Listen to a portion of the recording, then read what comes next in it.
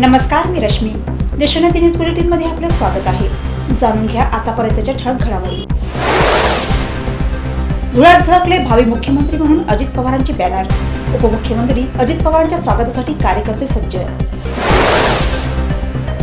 कल्याण पूर्वेत भाजप आणि शिंदे गट यांच्यात गेल्या अनेक दिवसांपासून सुरू असणाऱ्या शेतीयुद्धाचा मोठा फुगा आज थेट पोलीस ठाण्यातच फुटला. भाजप आमदार गणपत गायकवाड यांनी भर पोलीस ठाण्यात शिंदे गटाच्या माजी नगरसेवकावर गोळ्या झाडल्या. गोळीबारात शिंदे गटाचे महेश गायकवाड आणि राहुल पाटील जखमी. उल्हासनगर फायरिंग प्रकरणी गुन्हा दाखल. आमदार गणपत गायकवाडसह 3 जणांवर गुन्हा दाखल झाला आहे. गणपत गायकवाड, हर्षद केने, संदीप सरवाकरला पोलिसांनी केली अटक. जागेच्या वादातून फायरिंग केल्याची पोलिसांची माहिती. उल्हासनगर गोळीबार प्रकरणाबाबत उपमुख्यमंत्री देवेंद्र फडणवीस यांच्याशी चर्चा करणार. उपमुख्यमंत्री अजित पवार यांची धुळ्यात प्रतिक्रिया.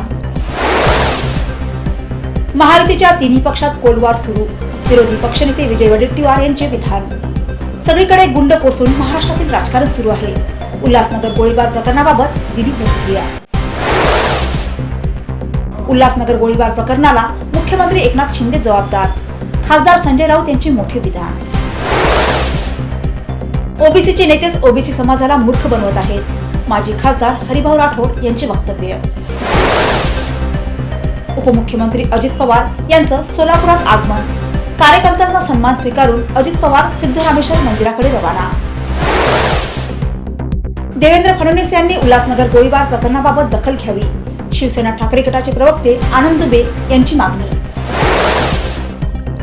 भाजप आमदार गणपत गायकवाड यांचे घर आणि कार्यालयासमोर मोठा पोलीस बंदोबस्त तैनात. उल्हासनगर गोळीबार प्रकरणामुळे कोणताही अनुचित प्रकार घडू नये यासाठी भाजप आमदार गणपत गायकवाड यांचे घर आणि कार्यालयासमोर मोठा पोलीस बंदोबस्त तैनात करण्यात आला. याचबरोबर हे बातमीपत्र येथेच संपले. पुन्हा भेटूया नवीन घडामोडींसह. नमस्कार.